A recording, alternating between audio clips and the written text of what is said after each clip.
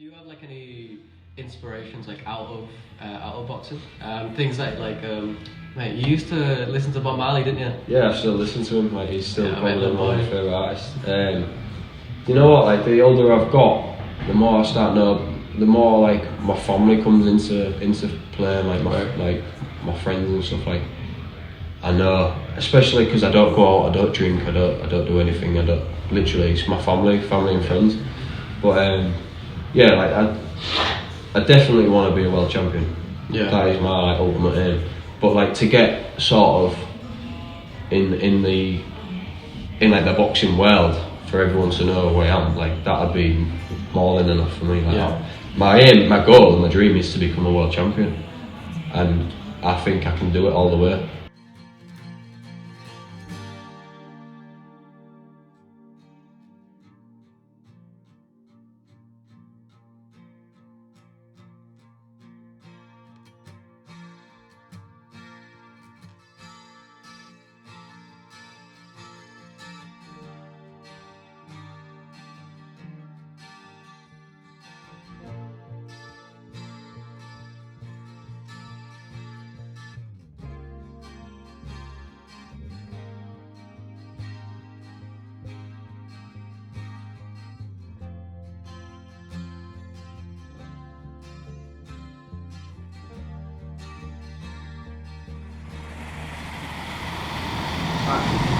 Alright, state your name, brother. Sylvester. Lewis, mate. Fucking thank you for having us, mate. The gym's beautiful, mate. I love it. You've got Ali and Tyson over there and stuff. Two like legends that. on the wall. Yeah, mate. So like, how, like for you, yeah. How is this like training under Billy Dawson and stuff like that? Like, to be fair, like I've said it to many people. There's probably not a better coach in Yorkshire, if not in England, that has done what me and Billy have done. Yeah. From the start, like I went in the gym at 16, met Billy, and like I haven't been with any other coach since. Billy's got me to where I am now. Yeah. Like, my ability that I had when I first come wasn't as good as what it is now, and that's because Billy's a good teacher and I'm a good student in the game, and we work well together. Right. Like glued together, and it's almost like a brotherhood, isn't it? And it's like we're that close that we know how each other work. Yeah. Billy says jump, I say how high. You know, it's one of them things. I don't say no. Like I'm in the gym every day. Yeah. Listening to Billy. Everything that I've learned is all through Billy. Right. And obviously, like it's prevalent. You know, you can see it. Like your record right now is 5-0, right? Yeah. But it's good to see like this new crop of athletes come from Hull, you know, and so like you know, because there was, you didn't have anybody to kind of look up to from Hull. Like who did you like look up to? To be fair, I was always into boxing and watching it. Yeah. From like a young age. I actually went to the gym when I was 6 till I was about 10. Yeah. And I went to football, so like I never really had an idol in boxing. Yeah. Until I was probably like 15, 16. But like I've always watched Canelo. Like Canelo's always been my favourite fighter. Right. So I've always looked up to him and looked up to his style, and we actually practice a lot of the stuff like Canelo does, like the punches he does, the combinations he throws. Like I've studied him. Obviously, like studying Mike Tyson, the way he can move his body and get his power through the floor. And that's the people who I watch, who I study. There's plenty of people who in the boxing game who I look up to. Yeah. But I wouldn't say because of them that's why I box. No, yeah. I wouldn't say it's they're the reason I fight. I fight because all my family has fought. Like my grandparents was in the army, they fought in the army. Like you just want to, I didn't actually know until I actually started boxing that there was in the army. But when you're living on the estate and stuff, you are fighting all the time. It's just stuff that you do, and I've always been good at boxing as well. And I've always been into the films. So like it's always been like, right, let's start this, and do you know what I mean? So it's always been good. But I don't really have any idols that I look up to. Yeah. There's loads I can name off. Andre Ward, Terence Farmer, Terence Crawford, sorry. Tevin Farmer, he's brilliant. I've got all my fighters on my arm. I've got them all tattooed, like Lomachenko. I've got Lomachenko there, Muhammad Ali, Canelo, Mayweather, Joshua. Crawford, like I've even got like my belt on my arm that I want, and it's just like, it's not, I don't have one set person. Yeah. I like people who are unique. Yeah. So it's like Mayweather, no one's ever beat him, brilliant. Caleb Plant actually, he's a lot of people say I look like him actually. But really? Yeah. But yeah, he's different because he's got a different style, and he's a bit more elusive and a bit like how I am. So they're the type of people I watch. It's like people like Muhammad Ali, like different, completely different. Yeah. And that's just that's the way I watch it. Is who's different. Yeah. Who's not the same? Because you get fighters who are the same, who fight the same way. Whereas I like to look at the people who fight differently, who've got their own style, and that's how I am. I don't have a set style. I've got like a Canelo style. Do you know what I mean? I've got a few styles put into one, and that's a good thing, and it's all through Billy teaching me stuff like that. And because he's a student as well, he studies as well. Right. To be honest, man, and like when you look at your work rate and stuff like that, and you hear, and then you're also like you're doing cryotherapy and stuff like that now. Yeah. Well, I've got a good sponsor, cryotherapy, recovery, like key. Every time I get in that chamber, I feel fresh. Yeah. I've got CBD Asylum. They sort my supplements out, so that's a good way to recover as well. Because it's brilliant. Obviously, I've got a company called Languages Everything. They pay me a wage, so I've got them who give me a good wage, monthly wage, and I've got a company called We Love HU. They give me a monthly wage. So I've got a guy called Mark McGraw. He pays for all my medicals. Yeah. And it's not cheap. It's like a grand a time. It's not a cheap sport. And then obviously I've got my sponsors who Heritage Cars. Yeah.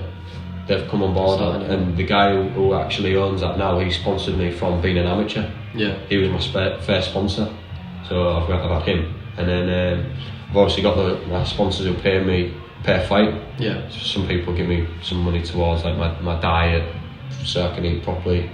Can even pay my opponent with the money like that for so much tickets. So it's good, and that's Dan Harrison.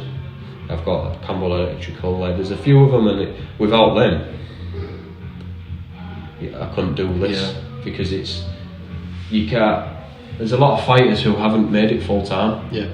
That are a lot better than the fighters that there is now. Right. But that's because they couldn't go full time. And stuff like that. Yeah, it's like they don't have the resources. Yeah, like I get paid a monthly wage from my sponsors, and it's like, and then I've got my recovery, which is each time. CBD's very expensive. The cryotherapy, every time I get in the chamber, it should cost me £70, but I get it for free.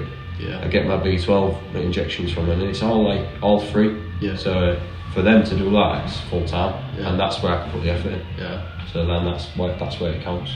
And then I know you also been doing a bit of hypnosis. Yeah, hypnosis. Yeah. Chris from Hypnosis, I swear by it. Like it's brilliant. Yeah. I don't do it a lot, but it's good. It helps, it helps with like your mental health. Right. Helps you become like a strong person. Right. And I know that I feel like the whole area of mental health is something that like fighters will ignore and stuff like that. And like now you've got Tyson Fury coming out with it. Yeah, I mean like the mental health side of it. I mean, you're getting punched in your head for a living. Yeah. You're not going to have the strongest mental health, but on the other hand, you are from that. Yeah, because if you train it's going to make you a strong person. Yeah. Obviously, this I'd have never thought 10 years ago that I was going to be a professional fighter. Yeah. And it's like I've always been into boxing, always been good at it. Yeah.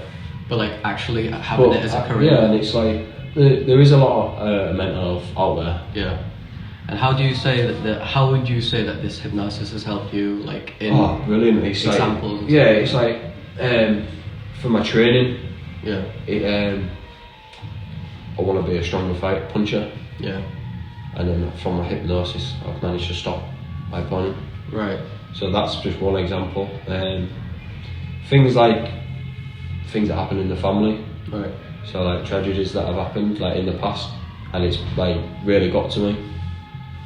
Hypnosis has helped that switch, and now I remember the good things, not the bad things, which which makes your mental health more stable. Yeah. Makes you feel better. And obviously coming into the gym, that's good for your mental health anyway. Yeah. So I think when I'm feeling down, I'll come in the gym and I'll train as hard as I can, and then it's like I feel good. Yeah. Like today, I'll feel amazing all day. Yeah. Sometimes I won't train in the day and it'll be like, right. The gym just feel real lethargic, but it's good. It's just to push it. Yeah, it's just an extra source of like way of dealing with things. Hypnosis. Yeah. It's just you can just deal with things a lot better. Yeah, and I know like a lot of fighters do it. I know like you heard of a guy called Vinny Shaw? No, I don't think so. He like trains like Muay Thai fighters, MMA fighters and stuff like that, and he's like he does that. He uses like buzzwords. Yeah. You know what I mean? To kind of activate like a certain thing. Yeah, that's certain things that you can do for hypnosis, and where I go, you can do the same thing. Yeah. So it's all every hypnosis is different. It's just good for everything. Yeah. There's no reason nobody should try it. Yeah. It's not like you. Yeah, it's dangling. Say a chicken and you're walking around like a chicken. It's It's proper. Like it's done proper. Like I thought it was that at first, and I was like a bit hesitant to do it because I thought I was going to end up like barking like a dog. I'm like, no, it's brilliant. Like I come in the gym the same day and I just felt like a completely different person. It's mint. Mate, that's actually class, to be honest. And like, you know, like with movies and stuff like that, you do think that like. Yeah, that's what I thought. Well, I've seen this before. Like I don't want to get put to sleep, and like next thing someone says dog, I'm back, and didn't want that to happen. But it's, I guess it's just more about like, you know, refiguring your brain. Yeah, showing them the it's right good. path. It's good for, like I say, it's just good for anything. Yeah. Sleep. Yeah. Diet. It's good for like you can get people to like stop smoking. Yeah. You know what I mean? Stop drinking. It's been, there's no one should not try it because it sounds like something.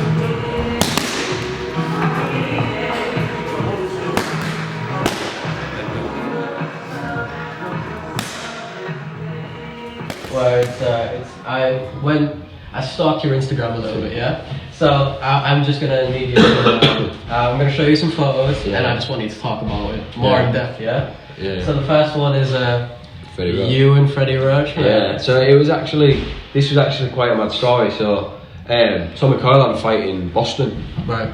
And Billy was part of Tommy Coyle's team. Yeah. And I was training in the gym at this time. Right. And we got asked to go over, me and Billy. Billy was training Tommy a bit while he was in O. Well, I was training Tommy a lot actually. Yeah. When he was in O. And obviously we went out and we was in New York for a week. Wasn't the best place because we went when it was freezing. We didn't really go as a holiday, we went as a training camp. Right, yeah, you went there for work. Yeah, went for work. So went to Boston, best place ever, beautiful. Really? And then I remember going into the hotel where all the fighters were staying because it was Bubo Andrade who was supposed to be fighting Joe Saunders for I think it was I can't remember what title, WBC I think, I can't remember. So there was loads of fights on it. There was like Scott Quigg, Katie Taylor, obviously Bruno Andrade was on there, Tevin Farmer was on there. There was loads of people on there, and it was like, wow. And I remember I seen Freddie Roach up the corner of my eye. I was like, that's Freddie Roach there. But he was talking, so I thought, I'm not going to go interrupt him, because I'll probably see him again. Yeah. Went out, got some food, come back, and then pressed the button for the lift. The lift opens, and Freddie Roach was just stood there. Damn. And I was just like, no way. Yeah. Oh no, I'm lying actually. It was before the lift. I went to get in the lift, and Freddie Roach was stood there, and I didn't recognise him. And I was like, fucking hell, it's Freddie Roach. Yeah. It's like, can I get a photo of Freddie? Because I got a photo of him, legend. Yeah. And then we was in the lift, and I was talking to him about his fighters, and I'm not like I'm a shy person, but I didn't think it'd come out of me to, because obviously Freddie Roach is a big name in the game. Speechless. And I was like, what do I say? And then the next thing I just started blabbing for ages in the game. He definitely got sick of me, but and all that stuff. So, I mean, it was probably on the CBD, that's why it's probably that. Yeah. Well, next one, Matt. We have you training at Christmas Eve. Now, what the fuck? I trained Christmas Day as well. Christmas Day as well? Yeah, I went for a run on Christmas. It's just another day for me. It's like, that's what I mean by sacrifice. Yeah. Like, my family was out Christmas Eve. Yeah. And like, I was like, right, I need to train before I go anywhere. Yeah. So it was like, I trained and then went to meet my family, and they was already out. So it was like, that's just stuff that I do. It's just my life. It's my job, really. It's people were still working Christmas Eve. I was still training because I get paid full time to do it. Right. Yeah. That's my thing. And then Christmas Day, it was like, why not? I'll go for a run. Yeah. Did you get to enjoy a Christmas dinner? Yeah, of course. Yeah. I mean, over December, I've had a bit of like, not I'd say time off, but I was still in the gym, still ticking over. Right. You've got to be like, if I'm away from the gym, I hate it. I just want to get back to it. Yeah. But it's good to have time off. Recover and recuperate and get fat. Yeah, it's bulking season. Yeah, exactly. You've got to get fat. It's winter, isn't it? Yeah. And anyway, so we have you with this is you training in Spain, right? Yeah, Tenerife. Nice, man. Was this on holiday? Yeah, so I was on holidays. Can't remember. Manny. Yeah, so Manuel. That's what it's called, Manny. Yeah, and. This was, I had a bit of a tragedy in France the week before, and then we was going to Tenerife on the Monday. So I come home the Sunday night, went straight to Tenerife, and I thought, right, I need to train because just get everything out of the system. And I turned up at the gym, and me and him, like, he just knew straight away I was a fighter. Bosh got me in the ring. I was doing a bit of sparring actually with one of his fighters. Alright kid, good kid. Yeah. And it was just one of them. It was red hot. It was like 60 degrees in the gym, and I was like, "Can you open the window?" And he was like, "No." I was like, "Sounds boiling." Yeah. I was like, I remember sat on the treadmill after I sparred, and do you know like when you pour a bottle of water over your head? Yeah. It was like someone's done that to me, but it was just my sweat. I was just sat on the treadmill, and there was just everything just dripping out of me, and I was just like, "That's a session." Do you know what I mean? So it was good. Good laugh. I mean, I'd probably go there again. I think we're planning on doing maybe a Tenerife trip. Right, yeah. So, to train there, to train there, yeah. So, and it's a good gym, good facilities, and obviously everyone goes there. There's Joshua's been there, Campbell's been there, right? The Walshes train there all the time. I mean, it's a good gym, good setup, and he's spot on as well. Makes you feel welcome. So it's a good little gym to go to, right. Especially on holiday. Get a tan while you're doing it. Shout outs to the boy, man. Yeah, shout out to the boy. What's the gym called? What's the gym called? Is it on there? Box Ale. Povavanda or something like that. You'll be able to say. Yeah, we'll write it down. Yeah. We'll write it down. But, so that's a good gym. If anyone goes to Tenerife, like, go there. It's not far from anywhere. This was your first fight, right? First fight, yeah. First professional fight, yeah. Went well. I did 200 tickets for that fight, and I earned a good bit of money from it, and I was like, I'm liking this sport already, and it was my first fight, and obviously there's me and Billy. Yeah. Like I say, I've always followed Billy. Billy's always been with me. Like we've just clicked. Yeah. And it's just always been a good thing. And obviously that was the beginning of something good. Yeah. So. Yeah. And I know, like, on your Instagram, you show him a lot of love and stuff. Yeah, I mean, like, everyone knows all my coaches. Yeah. And that's just how it is. Like, Billy's my coach. Yeah. So we work well together because it's just me and him. It's always been me and him, and it's just like, right, let's get these fights done. Let's let's do this in this fight, let's do that, let's aim for this. Yeah. And it's not like Billy tells me what to do all the time. It's like we agree things, we both tell each other what we want, and it's like this will work. So yeah, Billy's a good coach. Yeah. Shout out to Billy as well. Yeah, shout out to Billy. And obviously, like you can see, like that's a lonely picture. Yeah. And like in the ring, it's a very lonely ring. Yeah. Like it's just you and some other kid having a fight. Like literally, you're trying to kill each other. It's just one of them things. And to have Billy in the corner, obviously I know family and stuff are there as well. But when you've got someone like Billy who cares about you, it's not just like I'm his fighter. He actually cares about me. Yeah. Cares about my health and stuff and the way I fight, and it's good. It's good to put your trust in. Yeah, exactly. Yeah, so it's good. It's a good thing. We've got a good relationship going on. Yeah. So couldn't change it.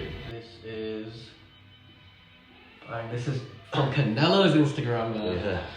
So, mate, what can you tell us about this one? Yeah. So my dad took me for my first title when I was like 18, 19, can't remember. And I always knew through boxing I wanted a boxing sleeve, but I just didn't know what to get. I didn't know what to get. I was just going to get loads of fighters. Yeah. Not like actual fighters. I was just going to get like images of fighting. Right. So I thought, you know what, I'm going to get Canelo. And I've actually got the t-shirt with Canelo on it like that. Right. And I thought, people will obviously get a Canelo title. Yeah. But no one will have that title. Like the Day of the Dead. Yeah, Day of the Dead is Mexican. It's brilliant. So I thought, fuck it, that's a mint photo. I got it and I was like, yeah, that's brilliant. Yeah. And you know what, the guy who does it, called Greg from Buzz Tattoo, was like, brilliant. Brilliant tattoo. Shout out to Buzz Tattoos as well. And like I said at the beginning, any fighter who gets in the ring, like I respect them. Yeah. But the ones that I look up to are the ones who are unique, the ones who are different. Yeah. And everyone on my arm's different. Lomachenko, for an example. Absolutely. Absolutely. Is amazing. So it's just like that, and it's one of them things. So yeah, it's something good that I can look at my own and think I'm going to actually be like one of them one day. Yeah. And that's when people say, "Oh, why have you got that tattoo?" It's like I'm not bothered what you think about that tattoo. Yeah. I've got it because I like it and that's what I wanted. Yeah. So, but I mean, I'll end up being covered in tattoos. My family's covered. My dad's obsessed with Bob Marley, and he's literally got Bob Marley everywhere. Yeah. And it's just like, why not? If you like something, get it done. Yeah. So, absolutely, man. Yeah, it's Buffalo Soldier, man. Yeah, he's got Bob Marley, big Bob Marley portrait on his chest. He's got the lion. He's got the full Redemption song lyrics on his ribs. He's got like a picture of Bob Marley like singing. Full Bob Marley sleeve. It's fucking brilliant. Got like his neck, like not his neck, but like there. It says like Nat 56 Hope Road where Bob Marley used to live. Right. It's brilliant. It's got like weed leaves all over his body. It's brilliant. It's mint, but like all my family's got like my uncle, he's literally covered. Yeah. It's just one of them things like I've grew up with seeing people get tattoos, so might as well get one. And then it was might as well get something I want and not get something everyone else has got. Yeah. Not really original. Yeah, everyone's got like a wolf on them or something, haven't they? Or like a lion somewhere. So I was like, I can't get one of them. So, but yeah, I'm thinking about getting my dog on my hand. Yeah. I've got an English bull. Well, I had one, she died, but I'm getting another one. But yeah, I had an English bull and what's she called? Nesta, after Bob Marley. Robert Nesta Marley. Called her Nesta. Yeah. This one we've just put a deposit on a new one, on another English bull. Call her Apple. Apple after. Just Apple. Good name, innit? Everyone likes it. Everyone likes it.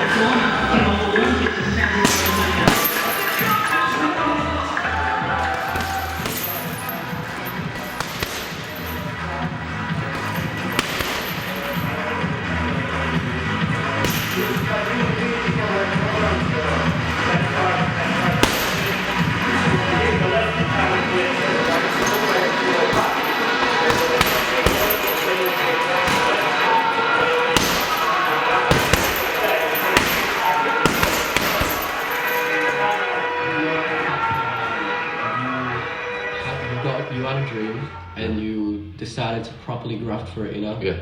And like, what would you say to people who are also like kind of trying to look for something, you know, or a little bit lost at this age? So obviously at the age of like 20, 21, you start realising like, shit, I need a career. Yeah. I need something where it can benefit me in the future and my family. And obviously boxing, yeah, it's one of them. It's like anything really, like if you make it in boxing, you'll be earning millions. Right. If you don't, you'll be earning a couple of thousand. It's one of them. You've got to, like for me, I don't know nothing else other than to box. Yeah. Yeah, I've got like, I used to be a football coach and stuff like that for Hull City, but boxing's your bread and butter. yeah, like like my full family's been into fighting, my full family's been into boxing, so it's like, why not do something my full family are into and earn money from it? That makes complete sense. And obviously in the future, if I earn enough money where it's like, right, I can help people, then I want to open my own gyms, I want to get kids in the gyms. Like any kid who's young and they don't know what they're doing, and if they're a boxer, like, just stick at it. Yeah. The worst thing people can do is get to 18 and be like, right, I'm old enough to go around town now and get pissed. Yeah. Like, you can do that when you're 30, 40, 50. Like, what's the point in doing it now? Do you know what I mean? You might as well live your life now, earn some money, and then when you're 50, you can retire early, or 40. Like, look at the most fighters who retire early. They retire at like 35 and they've got millions in the bank. It's like, why would you not want to do that or go out for the next 4 years of your life around town? So you get bored of going around town after a while, don't you? So it's like, what's the point? Might as well do something with your life that's going to benefit you and your family in the future. So that's absolutely true. For me, like I said at the beginning, family's a big thing for me. Yeah. I've got a missus and we want to be moving out in the next 2-3 years. That's what we want to do. Like, that's my aim, and obviously I'm going to do that through boxing. Yeah. So it's a good thing, and obviously the worst thing is for people who are young is to literally just go out and that's all they do. Yeah. Go to work 9 till 5, get home, go to sleep, do the same thing, gets to Friday, Saturday they're out, Friday and Saturday they're out. Everybody does that this age. You know what I mean? It's just like, for me, obviously I'm a bit different because I've for the last, even when I turned 18, I didn't even go out for a birthday, like I just wasn't bothered. Right. It's just one of them things, like I've got a fight the 29th of Feb, my birthday's on the 20th of Feb. Yeah. I won't be going out. I won't be going out after it, I'm just not bothered. It just doesn't interest me anymore. So I went out over Christmas with a few mates, didn't drink. Yeah. Just, who needs to have a drink to have a good time when you're with your pals? Very true. That's for me, and obviously go to college, do something you want to do. You know what I mean? Go study. If I was clever, trust me, I wouldn't be doing boxing. Yeah. If I was clever, I'd be like an accountant or something with an easy job getting fat, but I'm not, so I have to get my head punched in. Even though I hardly get it. Yeah, it's fine, yeah, you hardly get hit, man, it's fine. I mean, to be, like, at that point, like 2019 is done now, man. You got a whole decade behind you. Like, what would you say you've learned from this 10 years of just growing and stuff like that, and what do you want to put forward for this next decade? 2020, man, it's the roaring 20s. So, I mean, obviously I was in school the last decade, so I went to school, obviously, don't really speak to people from school, obviously you from my school, you and this was. Yes, mate. I was at college. 961, yeah. It's like, it's just like, I know I don't speak to people, but it's like I'm not one of them people where I'll ignore you. Like through especially the last 5 years, it's made me a person. It's made me be into like a people's person, and like not that I don't dislike anyone. Like there's not a person that I see and be like I can't stand him. Right. Like I get along with everyone. If you don't want to get along with me, that's your choice. It doesn't bother me. I've always had that mindset, but from now it's been like, speak to people. Yeah, it's respect. I've always, I've given a lot of people a lot of respect now. It's like, not that I didn't before, it's that I didn't know what it was. Right, yeah. So now I've learned like respect, honesty, like I know everything, like I've grown into a man. Right. And I'm still like a boy really, I'm still 21, you're still a young lad, aren't you? Yeah. Still technically a teenager, and you're a teenager, aren't you? But I've grown up in the last 5 years. And it's been like the best thing. I could have done. Like, it just made me into a person, but that's all through boxing. Yeah. I think in school I didn't really know what I wanted to do, and now I wanted to be a sort of sports coach, and I did that. As soon as I left school, I did sport in college, and then I went straight into a sporting coaching job. Yeah. I did that, and then it was like, right, now I want to be a champion in boxing. Yeah. And as an amateur, I was a champion in boxing. Yeah. In pro, but I'm going to be a champion in boxing, and that's for the next 10 years. That's next goal. My aim is to be world champion. Yeah. 10 years, I'll be 31, so I'll still be fighting. Yeah. And like, people quit at the age of 30. Yeah. My style is not the style where I need to be quitting at 30. Yeah. I don't want to get punched. It's horrible getting hit in the head.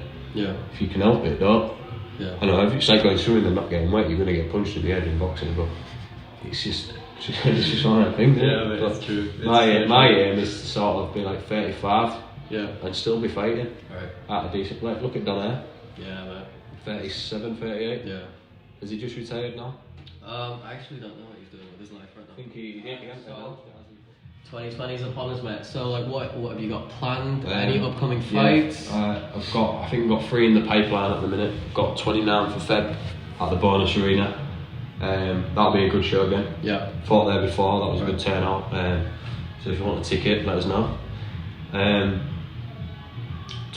think we're going to look for Cleethorpes in March, which will be, I think it'll be a good show there as well. And I think maybe June time I'm going to look at trying to get another one at KC Stadium. So that'll be a good show as well. I've fought there before as well, so I'm quite used to that venue. Everyone can get in there, and it's good little atmosphere in there. Yeah. It's not the biggest place, but because everyone gets in there, it's loud. Yeah. Everyone watches, everyone can see. It's a good place. So that's in the next 4 or 5 months. We're going to try and get 3 in this year. Yeah. In the next 5 months, so I'm going to try and go for 6 this year. Yeah. Finish the year at 11-0. Hopefully, I want to try and get an English title shot at the end of this year. That's the plan. Then hopefully win the English. Opens doors for the British. Yeah. Go for the British. Fighting on Sky. Yeah. In my head, in the next 3-4 years, I want to be on Sky. I don't want to be still fighting on little shows. In the next 2-3 years, I want to be on Sky. I want to be making my name. Yeah. And I think I can do it. Yeah. I just let my hands do the talking. Absolutely, mate. Absolutely. Well, Lewis, mate, thank you very much No for worries. that. Yeah. Take care, man. Take care, and get those fucking tickets, alright? Get those fucking tickets and support your boy, alright? Perfect, man. That's great. That's fucking great. Bro, what you were saying about